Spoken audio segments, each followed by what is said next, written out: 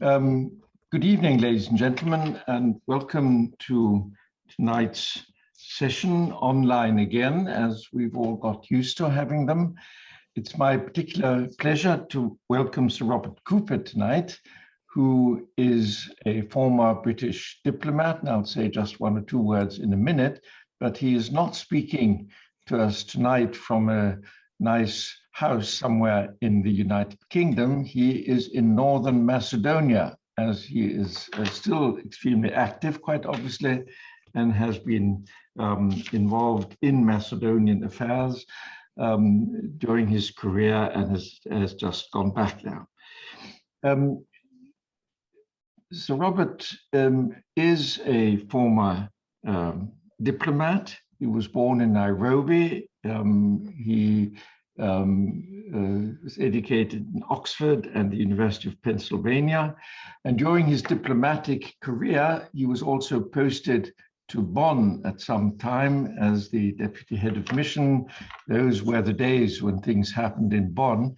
He has since also been involved in a number of other postings as a civil servant that were pretty close to politics, as the Deputy Secretary to the Cabinet for Foreign and Security Affairs, and intriguingly, as the Director General to the EU Council. So he is, of course, well versed in this interplay between the civil service and politics. He is also an author with publications that are extremely sort of interesting and intriguing. Nearly 20 years ago, he published a book on the breaking of nations, a new political order. This is something which I'm involved in professionally, and 20 years ago, this was hardly an issue. It's become one since then, but he was obviously extremely foresighted in bringing it up then. And now his latest book is about ambassadors, thinking about diplomacy from Machiavelli to modern times.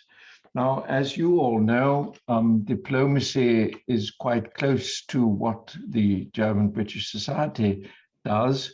We are, of course, a civil society organization, yet our chairman is traditionally a retired diplomat, Thomas Matusek, and at present, and through a lot of connections with the German Foreign Office and the now Foreign Commonwealth and Development Office in London. Of course, there's always been close ties to diplomacy, especially, of course, to do with the Königswinter conferences. Personally, I'm also much looking forward to what you're going to tell us. I'm a diplomat's son, so I sort of grew up with that kind of life too. And by a strange coincidence, your talk comes at a very particular moment in that tomorrow our Chancellor, Angela Merkel, is going to London for a special audience with the Queen at the end of her 16 years as Chancellor, or towards the end of her 16 years as Chancellor. So it's really sort of a highlight in a way of German-British relations, underpinned also by the joint declaration of the two foreign ministers that was issued yesterday. So we're very much looking forward to what you're going to tell us about diplomacy, about the role of ambassadors. And I've already seen your first slide taking us back to Machiavelli, which always sort of course makes one sort of think, aha, Machiavelli. So the floor is yours, and we're much looking forward to hearing what you're going to tell us. Well, thank you very much indeed for that generous and sometimes a little misleading introduction. The book is called The Ambassadors. That's because my publisher is a big admirer of Henry James, who wrote a book with that title. Actually, most of the people in the book were not ambassadors, but the real title is the second one, Thinking About Diplomacy from Machiavelli to Modern Times. And I don't think it's any use to try and think in abstract. So I decided to write the book by writing about the people that I think of as great diplomats, and try and see what it was about them that was remarkable. I'm not sure that, and that I start with Machiavelli, not because Machiavelli was a great diplomat. He was actually a diplomat. Everybody knows him as a writer, but what he actually did with his time before there was a kind of coup d'etat by the Medici was he worked for the Republic of Florence as an ambassador. That involved quite a lot of riding horses up to northern Italy if he was talking to the emperor's court, or chasing the French court across France on horseback, trying to find them when the king was traveling. And a large part of his work actually involved negotiating with mercenary commanders, so that Florence could try and recover Pisa, which had been a Florentine possession and had then been lost. I guess that Machiavelli was probably a good diplomat because he was clever. He was, I think, very amusing. He wrote some best-selling plays, and he had a very keen sense of power. And his writings, I'm sure, reflect some of his observation of political life abroad as well as in Italy. And the picture he gives of the world, of course, in The Prince, is a picture of the dog-eat-dog world of the sovereign states, in which only the big survive. And what Machiavelli wrote and what he described was true of Italy in his time, and it became the way in which all Europe worked.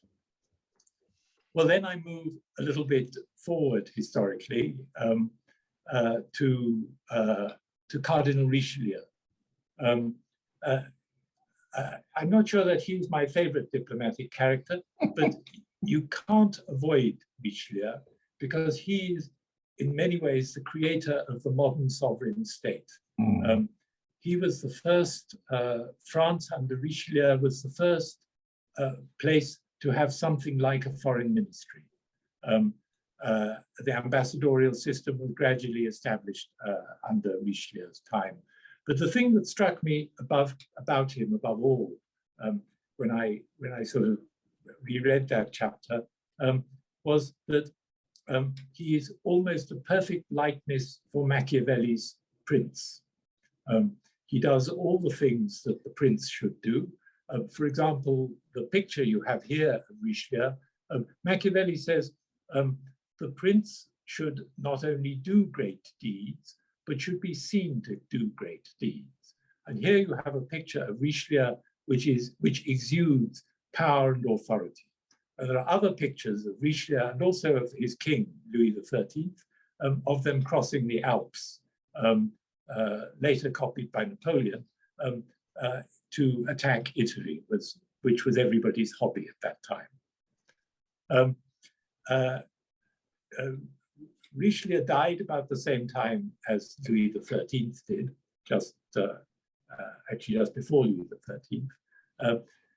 Louis XIII was succeeded by Louis XIV, except that Louis XIV was about a year and a half old when he came to the throne. And the regency was run by the wife of Louis XIII, Anne of Austria. And the will specified that the regency would be a collective regency run by a council. And named the members of the council, which included Mazarin. I just got back to Mazarin. Mazarin was the will gave the regency to a council. The first thing that happened when the king died was Anne of Austria convened. It's called a well, it was the kind of the highest court in the land, a lit de justice, convened all of the big figures in the land and said to them, look, this will is impossible. We need to, I need to have all the powers in my own hand, and I and my minister will manage the regency. All of the people at the meeting all believed that she was going to nominate them as her minister, and they all voted immediately to cancel the king's will and give her the sole authority over the kingdom with her minister. But she chose Mazarin. Very different sort of man from Richelieu. Richelieu was an aristocrat and a nervous, tense, ambitious man. Mazarin came from the Italian middle classes. He had worked his way up through the Vatican. He'd been a kind of Vatican peacekeeper and peace negotiator, but met Richelieu and admired him greatly and became Richelieu's deputy. But he was a different kind of man from Richelieu, whereas Anne of Austria had regarded Richelieu as the man who imprisoned her in the palace. She got on very well with Mazarin, who spoke the same Castilian Spanish as she did. And they, in practice, ruled France together until Louis XIV came of age.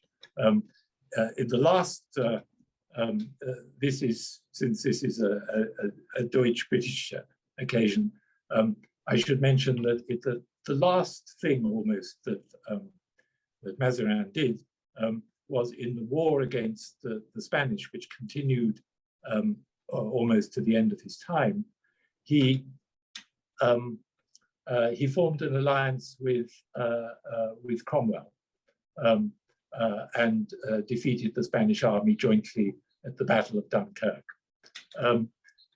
Very imaginative and a rather bold move, seeing that Cromwell's people had executed the king, who was the brother-in-law of Anne of Austria.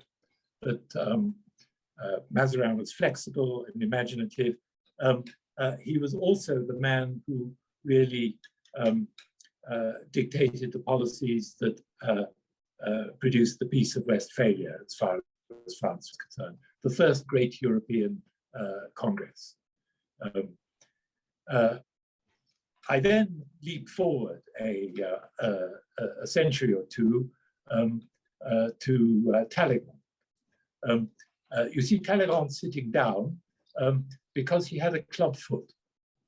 If he hadn't had a club foot, probably his parents would have put him into the military, and probably he would have inherited the family title.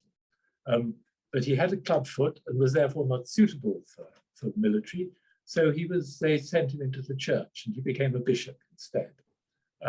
Not a very good bishop. In fact, his private life was a scandal from start to finish. And because he didn't inherit the family land and money, he was continually short of money. But he was a diplomat of extraordinary effectiveness. He worked for almost everybody. He worked to begin with the revolution. He writes of it, when a torrent is flowing by, don't try to stop it, join the torrent. And he joined the revolution to begin with, but when he thought it was getting dangerous, he fled to Britain and then went into exile in the USA. But as he left Britain, he left a letter behind for Danton, in which he says something like, real comes not from conquest, from seizing others' territory, but from making good use of your own. So it was remarkable that he served for such a long time as Napoleon's foreign minister, seeing that Napoleon was only interested in conquest. And Talleyrand had the classical civil servant's dilemma. What do you do if you think your boss is pursuing a policy which is damaging to your country? Do you resign? That's honorable, but it doesn't achieve anything. do you stay with him and try and persuade him to do something different? Well, that would have been no good with Napoleon, because Napoleon never listened to Talleyrand's advice. Anyway, he admired Talleyrand's cleverness, but he never really took his advice. But Talleyrand found a third way. He stayed on with Napoleon and betrayed him consistently. In fact, he gave a running commentary on what Napoleon was doing and planning, in particular to the Russians, to the Tsar. In return for this, the Tsar found a wife for Talleyrand's nephew, who had inherited the family title, a very rich wife, and actually a very clever and talented wife, who accompanied Talleyrand to the Congress of Vienna and became the real love of his life. So he actually got a good reward from the Tsar. But this, for me, is one of the most interesting, amazing people of all of the diplomats. I think of the Congress, all of the people at the Congress of Vienna, he was in many ways the most interesting. After that, there's a little bit of a gap, because I didn't want to write about Bismarck, who I'm afraid I don't like very much. The next chapter is called Two Small Countries. When people write about diplomacy, they almost always write about great powers. No. Sorry, I'm trying to kill my telephone. I'm going to switch it off now.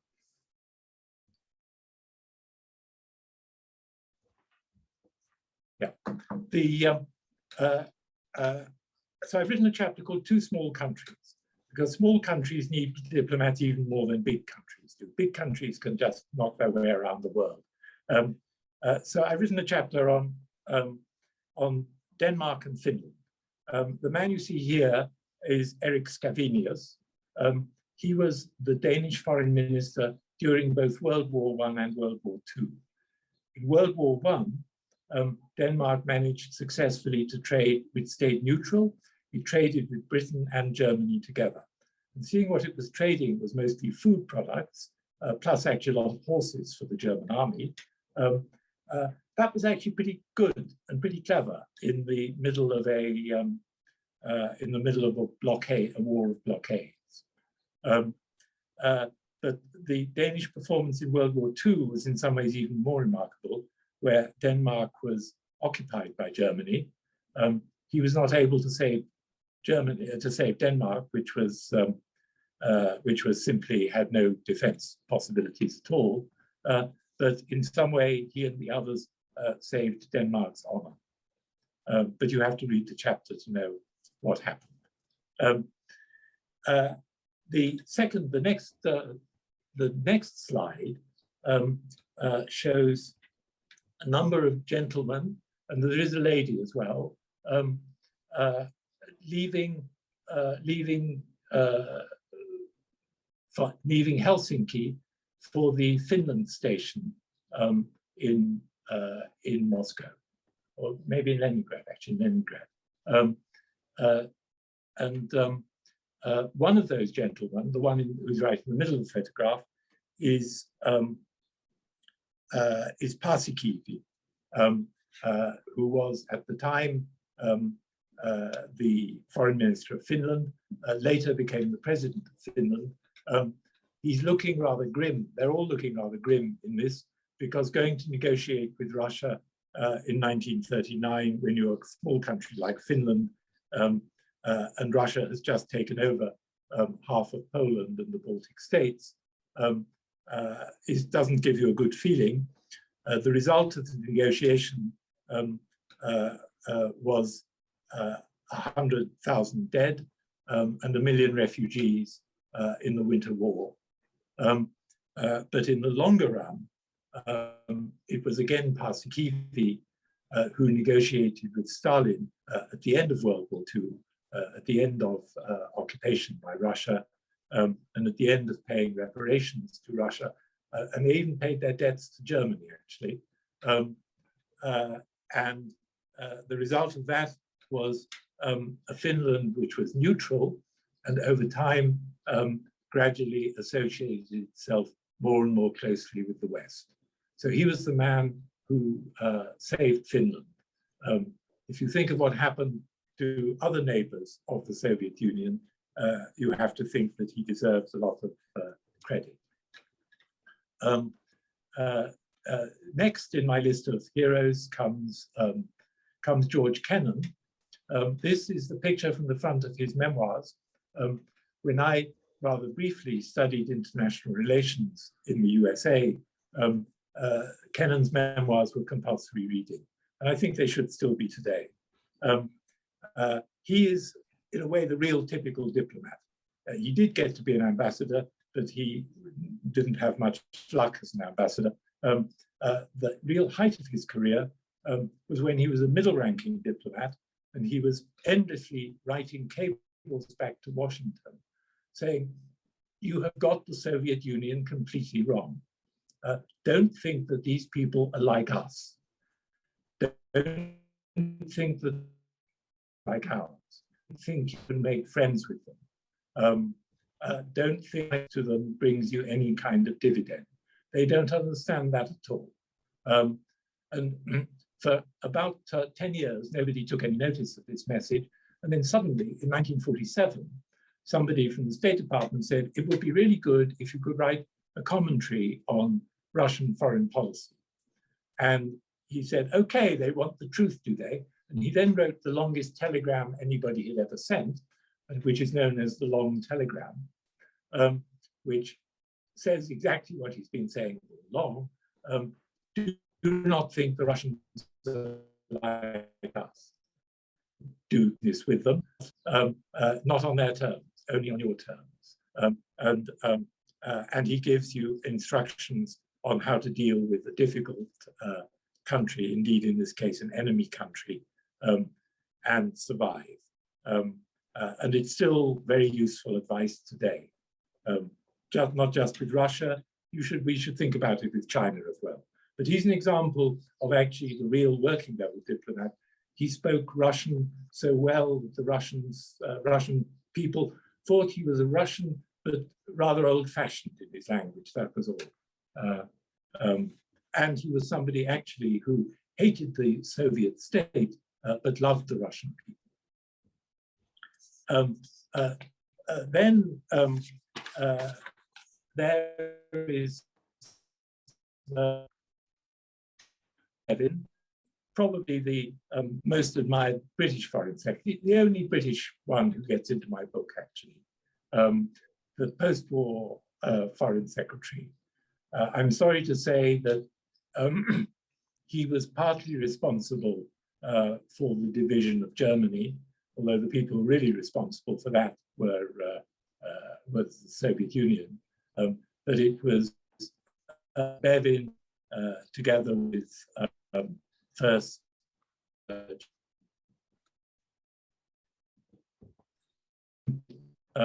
trying to run Germany as a united country wasn't going to work because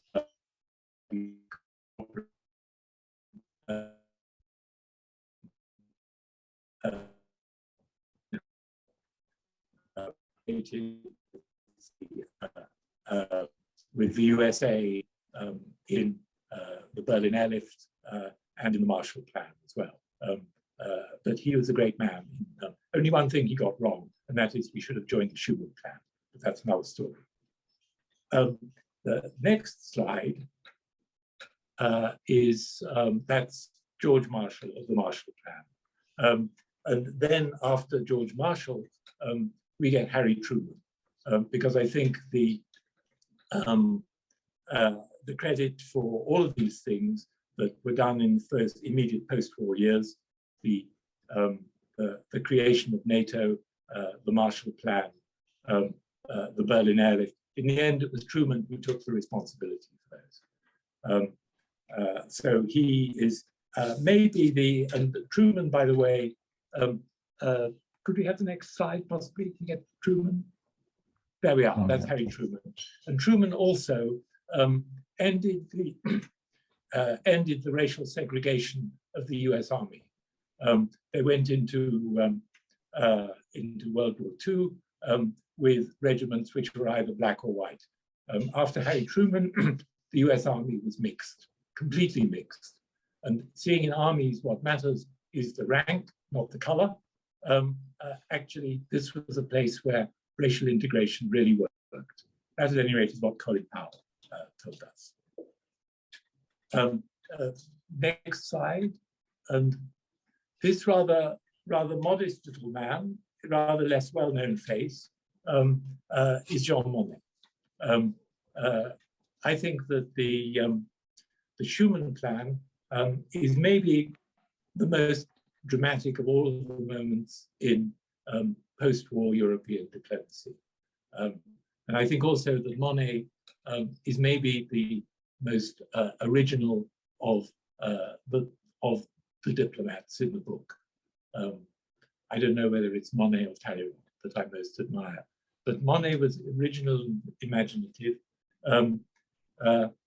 And he was not really a diplomat. He was definitely not an ambassador. He was a man who worked behind the scenes. In World War I, he worked in London for the British government. In World War II, he was partly in London, then he was in Washington, trying to persuade the US that they were going to have to produce weapons like they'd never done before in their lives. And then he was in Algeria, where he in fact succeeded in reconciling de Gaulle with the Vichy generals in Algiers. But a man of enormous importance, I think, in everybody's life in Europe, even in the UK. Next slide, please. These people are easily recognized. Khrushchev and Kennedy. There's a short chapter on the Cuban Missile Crisis because it's a kind of turning point in the Cold War. And it's a war that didn't take place. And it didn't take place half, at least, because of Kennedy. If you look at the debates in Washington, at some point or other, everybody says we're going to have to bomb them, or we're going to have to invade Cuba. Everybody, that is, except for Kennedy himself, because he knew that he was going to take responsibility if there was a war, and if there was a war, there was every possibility of it being a nuclear war. So on the one side, Kennedy is a true hero, and on the other side, I think you have to admire Khrushchev as well, because it takes two to defuse a quarrel like this, and also because Khrushchev wrote a letter. At the end, you can see the last letter of the exchange, which was all done by letter, no telephone conversations or anything. The last letter written by Khrushchev is clearly written by Khrushchev personally. And he says at the beginning of the letter, I've known war, and I know that it doesn't stop until it has rolled through all the towns and the villages. And if you start it, you can't stop it. And he then goes on to say, Mr. President, you and I are pulling at opposite ends of the rope. And in the middle of a rope is tied the knot, which is called war. And the more we pull, the more difficult it becomes to undo the knot. Now, for me, that's a perfect image of diplomacy. So I think Khrushchev deserves some credit too. Next slide. This is undoubtedly somebody that you have to classify as a kind of diplomatic genius, whether you like him or not.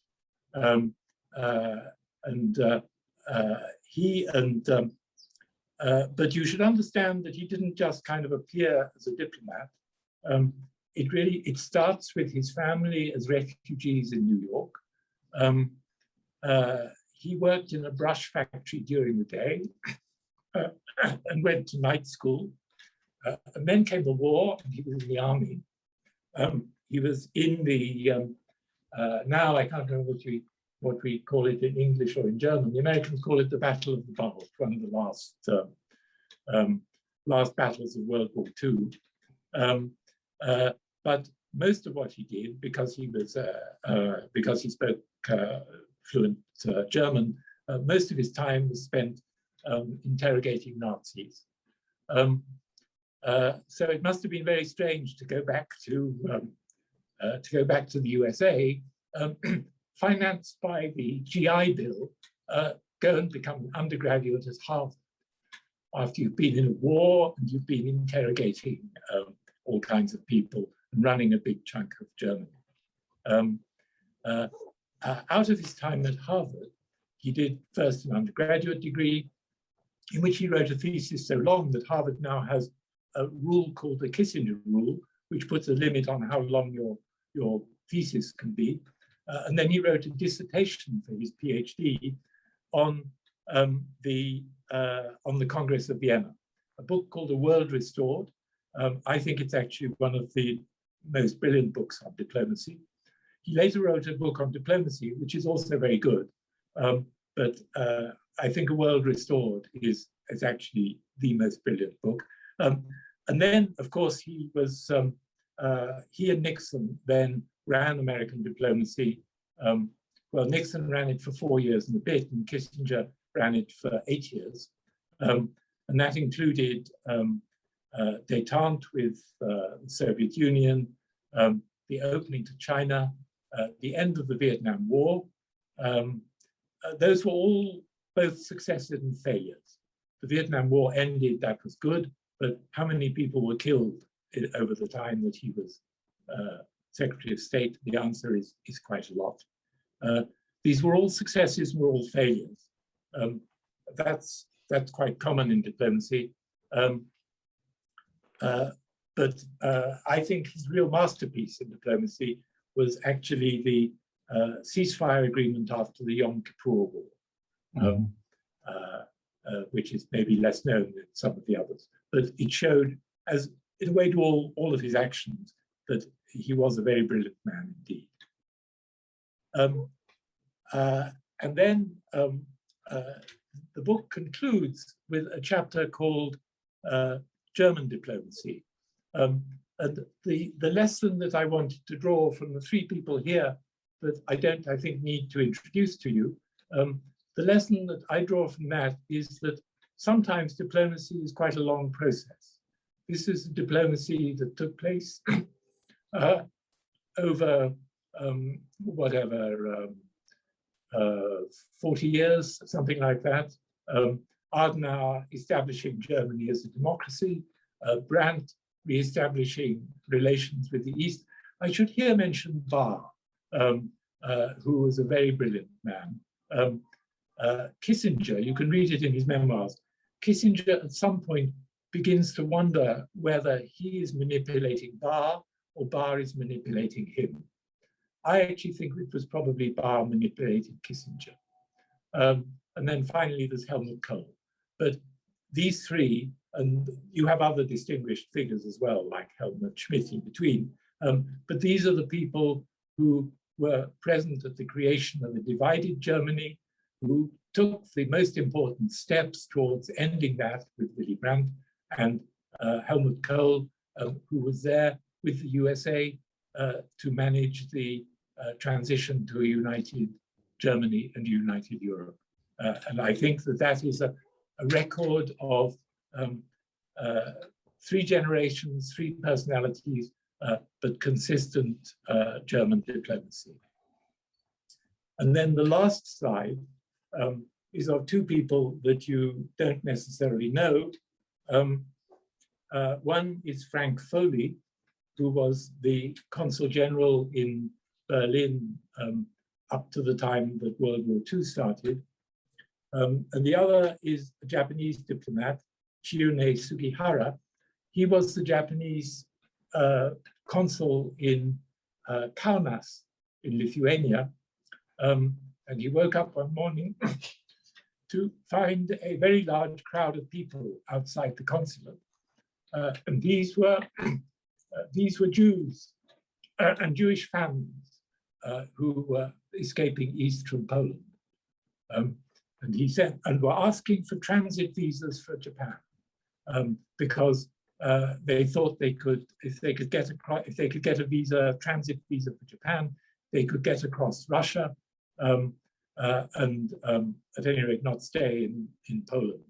And so he sent cables to Tokyo explaining the situation and saying, I really think we ought to help these people. And they kept sending cables back. The last cable said in bold type, do not issue any visas. We do not want to hear about this again. Well, he followed the second half of the instruction because they never heard about it again, but he issued the visas, several thousand of them, and saved the lives of a good number of people and their families too. So I think they should also go down in the history books as underlining the fact that there are times when diplomats should disobey their instructions. Frank Foley, slightly different case, but he also was responsible for saving a lot of lives. So that's really the that's the end of the book almost. Maybe I'll just say one more thing at the end, and that is I come back to Machiavelli.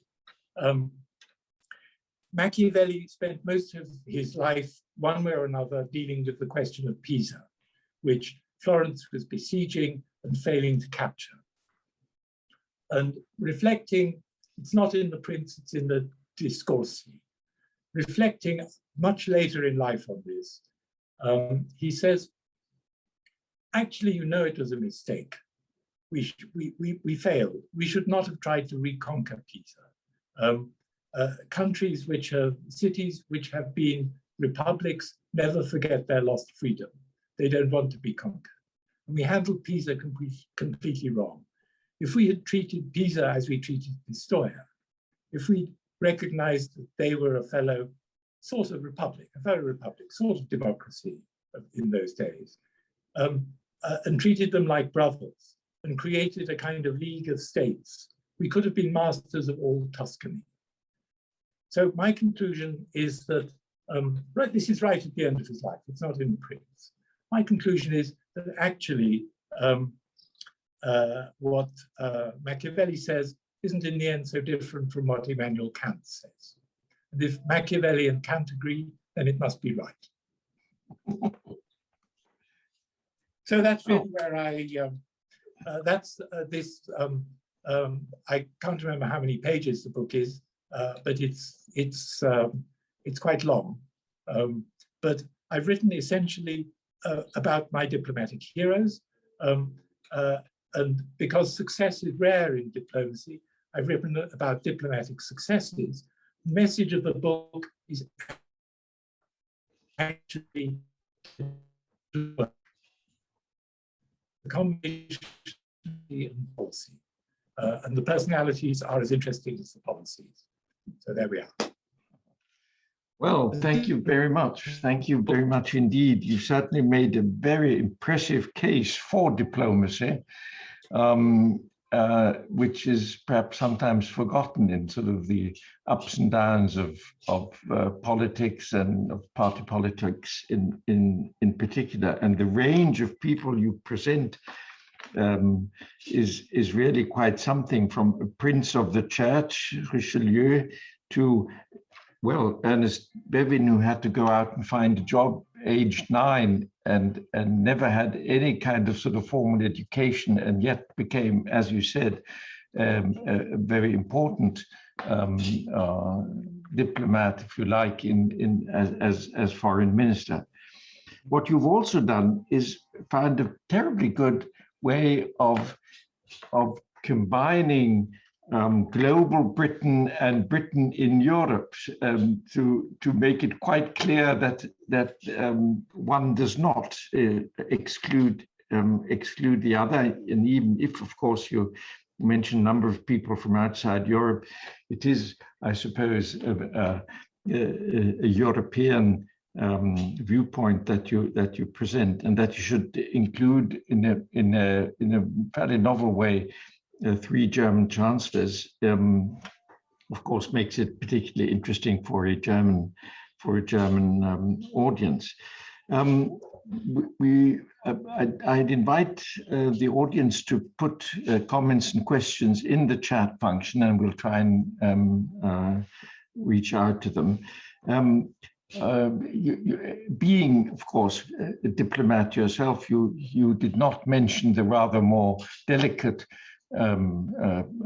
aspects of the relationship between Mazarin and Queen Anne and of Austria. I mean, it is always said that he was not only the Queen's lover, but most probably King Louis XIV's father. So I don't know whether this is true or not, but it is always said. It comes up in very serious histories. Yes, I mean, the story of the birth of Louis XIV is actually quite a curious one, because Louis XIII was well, he would have worked well in today's LBGQ world. Very much so. Yes. Yes. And but he did. I think he was the. You can actually almost put a date on when the conception was. It was very late. And the circumstances were very strange. But I should say, by the way, readers of the book will be able to guess which way I voted in the referendum. No. I think that's become pretty clear. I confess I was never such a great admirer of Henry Kissinger, except quite late. He's now 97 and still going strong. And in early April of 2020, he wrote an article in the Washington Post. The title was "The World Order Will Never Be the Same Again as Before the Pandemic," which I've always thought, I've quoted it many times myself, and I've always thought this was extraordinarily far-sighted, because at that time people sort of said, well, you know, in a few weeks' time we'd all be back to normal again. So that is, I think he knew before lots of other people did that what changes this pandemic would bring about. Would you agree to that? I don't think you have to like Henry Kissinger. I do think that one ought to admire him. Yes. Because détente with the Soviet Union, it was a pity it didn't last. The opening to China, in some ways he gets China completely wrong, but nevertheless, it's still a very important and exciting moment. And then again, Vietnam, he deserves credit for getting the US out, but how many people died while he was there? But the Yom Kippur peace agreement, actually, that's a work of diplomatic genius. Yeah. So anyway. You may not like him, but he's still a figure. Yes. I'd certainly agree to that. Incidentally, while he was actively engaged in politics, he more or less refused to speak German to Germans. As soon as he'd sort of retired, he quite happily spoke German. He speaks German absolutely fluently, and now one can hear him speaking German to people. He also always retained his strong position as a fan of his local Nuremberg football club. Really? Even as Secretary of State, he had the results transmitted to him so that he'd be fully aware. So, but we have now the first question from the audience, and it's Renate Kinzinger, who would like you to explain again why the British Foreign Minister post-war, that's Ernest Bevin, made one mistake not following the Schuman plan. That's what you briefly touched on. Yes. One of the, this came right at the end of Bevin's time as Foreign Secretary. And Bevin was actually, by the time the Schuman plan appeared, Bevin was almost dying. He died maybe a month or two later. He was extremely sick. He was actually furious about the Schuman plan, because he and Schuman and Acheson worked very closely together. But a rather good Schumann hadn't told him about what was happening. That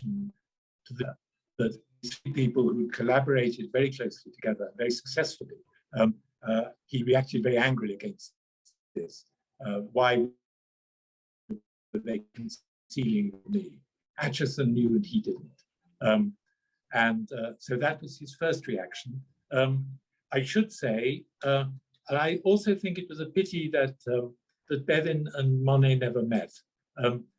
Bevin actually, while he was a trade unionist, had put forward schemes for a customs union in Europe. While he was foreign secretary, he had also suggested a customs union in Europe. If you look at the WEU treaty, unfortunately now disappeared into the graveyard of history, but if you look at the WEU treaty, it's not just about defense. It talks about harmonizing social security systems.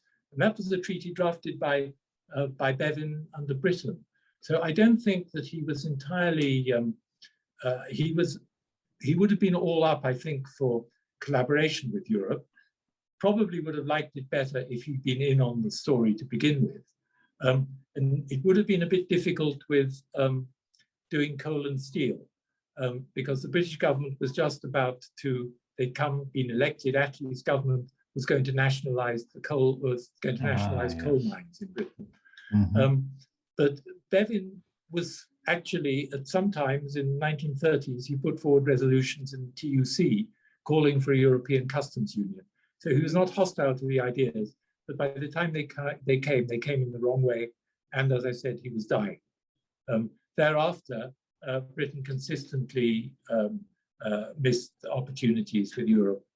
And we've just done the most appallingly stupid thing again. Thank you. Herr von Plötz, who I presume is Ambassador von Plötz, has raised his hand. Can you include him so he can speak up? Yes, please, go ahead.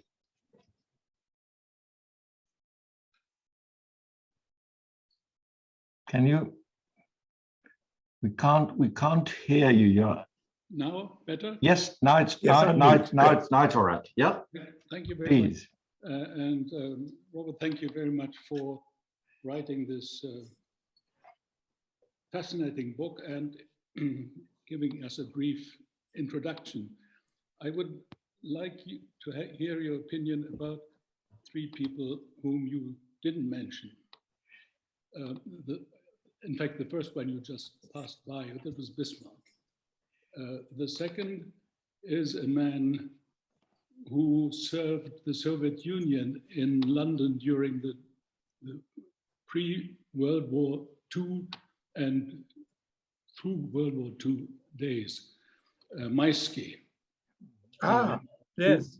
Whom I consider, under the circumstances under which he had to work, a real hero.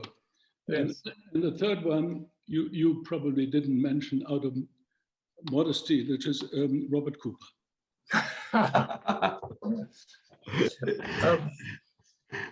Well,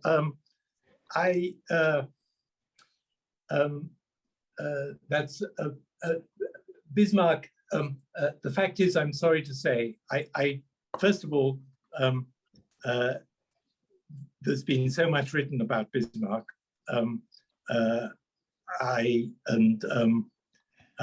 I didn't think that I could do it better than it's been done already. Specifically, there's a very brilliant essay on Bismarck by Henry Kissinger.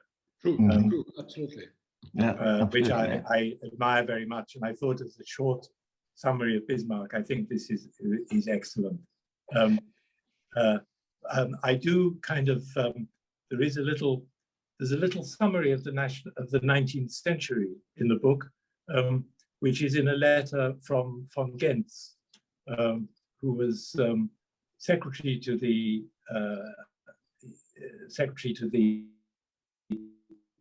Congress of Vienna. And he describes, he says, Europe, you know, this is really the right way to organize Europe. In the concert of Europe, all of the European states have found their place. And he then says, if this system should disappear, it would be a terrible calamity, for none of the states of Europe could remain isolated. All of them would enter into new political combinations, adopt measures for their security, consequently new alliances, fractures, reconciliations, intrigues, incalculable complications, all of which, by 1,000 different chances, would be equally fatal and would bring us to a general war. That is to say, for the two are synonymous, the overthrow of the social order in Europe. He writes that in 1818, and as a description of the 19th century, I think and as a forecast, and that's my excuse for omitting the 19th century. Actually, I wrote a chapter about Henri Dunant and the creation of the Red Cross, but the publisher decided that this had to go in the bin. And then second question, Maisky. Maisky was fantastic. He was fantastic ambassador. He did a wonderful job. His diaries are actually a great historical source. Yeah. And he was extremely lucky to get away with his life under Stalin. Mm-hmm. And then as for Robert Cooper, well, I had a lot of fun as a diplomat, actually. I enjoyed it very much. I enjoyed especially working in the European Union, working for Javier Solana and then Catherine Ashton. I do mention myself once in the book. I think I give myself 2 sentences because I'm not to be compared with these people. And I describe a little incident in Myanmar, trying to convey the excitement of diplomacy. How when you've been trying, in this case, we were trying with Burma to see Burma return to civilian rule, see proper elections in Burma. We've been trying that for more than something like 20 years, and it finally worked. Unfortunately, it's now all gone backwards. But for a moment, I thought, wow, we've really achieved something here. And there was that moment, not when anybody signed a treaty or anything, but when the moment when you realize that, yes, a breakthrough is possible. Actually, what I was doing, I give you 2 sentences. We were calling, among other things, for the release of political prisoners. And we've been doing this for several years. And I made it, after the new Thein Sein government appeared, I made a trip to Burma. Cathy Ashton sent me because she knew that I was an old friend of Aung San Suu Kyi. And we talked to all these people. And I didn't think we were getting through. So at the last minute, the last call on the foreign minister, we sat in one of these East Asian meetings where everybody nods and smiles and is very polite, and you don't know whether they're listening or not. And afterwards, as I left, shaking the hand of the foreign minister, I said, what you ought to do is don't just release political prisoners, but release them all on one day. That'll get you front page news everywhere across the world. And the foreign minister looked a bit puzzled, not surprising, and that was that. And then in the evening, given by Petit, at the end of the dinner, he said, by the foreign minister, what you say. So I did that, a bit more elaborate, and explained that maybe the idea is a bit crazy, but we were really serious about lifting sanctions if they released political prisoners and let the NLD participate in political life. And he looked a bit thoughtful, and then I went back to Yangon, changed my clothes, said goodbye to Aung San Suu Kyi, and was leaving for the airport when I got a telephone call on a fantastically bad line, because the telephones were kind of 1960s telephones. And it was the deputy minister saying, I'm sorry to bother you, but you said release all political prisoners. Could you possibly tell us exactly who you mean? Well, we'd been calling for the release of all political prisoners for 15 years or more. And we'd had sanctions for 10 years and increased the weight of the sanctions. And for the first time, somebody asked us, who are the political prisoners you want to release? And I said, we'll give you a list tomorrow. Actually, it turned out to be very difficult because we didn't know who we meant. But we got together all the NGOs and Burmese civil society. And the next day, we gave them a list of 4,000 names. Mm-hmm. And in due course, they were indeed released. Now it's all gone backwards, but that's a different story. Mm-hmm. Sorry to be so long, but that's what I mean when I talk about the excitement of diplomacy.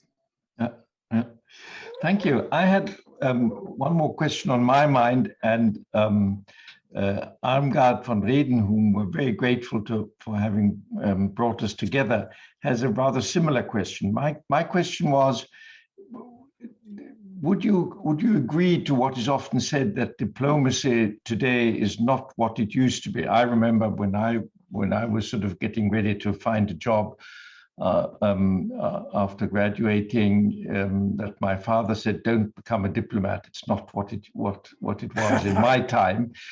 And here Armgard says, looking ahead, is the way diplomats are educated today still appropriate? And if not, how should it be changed? And a second question, do we still need large diplomatic representations among EU countries, or should the EU and the national diplomatic services be organized differently? So that's quite a mouthful. The first, I think we still need diplomats. I think that every generation it probably changes a bit. It's probably changing more rapidly now than before. But you still need them for the George Kennan reasons, because people in England often make the mistake of thinking that the Dutch are very similar to us. Actually, they're not. They're entirely unique people in the Netherlands. Or because Germans speak English very well, they think that the Germans actually are very like us. Actually, they're not. You do need people on the ground who understand what's going on in local politics. Maybe you don't need so many these days as you did in the past, but you do need people. If you're going to do business with the German government, you need people who know the personalities, know what they're interested in, know what their obsessions are, know how to do business with them. In a way, when you're in the EU, because you have even more business to do, it's even more important to know European partners well. The real big difference in diplomacy is, I'm sorry to say, none of the people in this book are women. When I worked in the EU, my boss was Cathy Ashton, part of the time anyway. And I had one or two very brilliant ladies working for me. And I sometimes thought that maybe future diplomatic services will be more women than men, because the qualities of kind of empathy rather than lust for power, which are thought of as maybe, basically because women are nicer than men. If it's balance of power, then get men to do it. If it's making peace, then probably women will do it better. Mm-hmm. But I've served with some very brilliant lady diplomats, and I can imagine them taking over the diplomatic service in the future, actually. Mm-hmm. Thank you. Thank you. I can't see any more questions. This is due to the fact that you really presented a very concise and comprehensive picture. And now we're all looking forward to actually reading the book, which is, I'm sure, available via the usual channels. Thank you very, very much for having agreed to do this in between what is probably quite a heavy workload in Northern Macedonia. Under ordinary circumstances, we would have had a an audience in the room, and we would have taken you out to dinner afterwards. Now we've had an audience online, and that means we can't take you out to dinner afterwards, which is very sad. But I hope that if you do come to Berlin, as soon as this is possible, we can take you up on it and take you out. Thank you very, very much. I'd love to do that. Can't wait. And greetings to the Deutsch-Britische Gesellschaft. Thank you for doing it, and have a good time in Macedonia. Yes. Yeah. Bye. Bye. Thanks a lot. Thank you. Bye. Thank you. Well, thank you very much indeed. Thank you for arranging that. It was very nice. No, it's been great. It really has. Yeah. Good. Nice to see Hans von Klotz online. Yeah. Anyway, I'll look in when I'm next in Berlin, and that's sure. Please do. Please do. In the next period, I hope. Yeah. So bye. Thank you very much, and thanks to Marie as well. Yeah. Let me know when you come to Berlin. Yes, I will. Yeah. I will. Yeah. Certainly. Please do.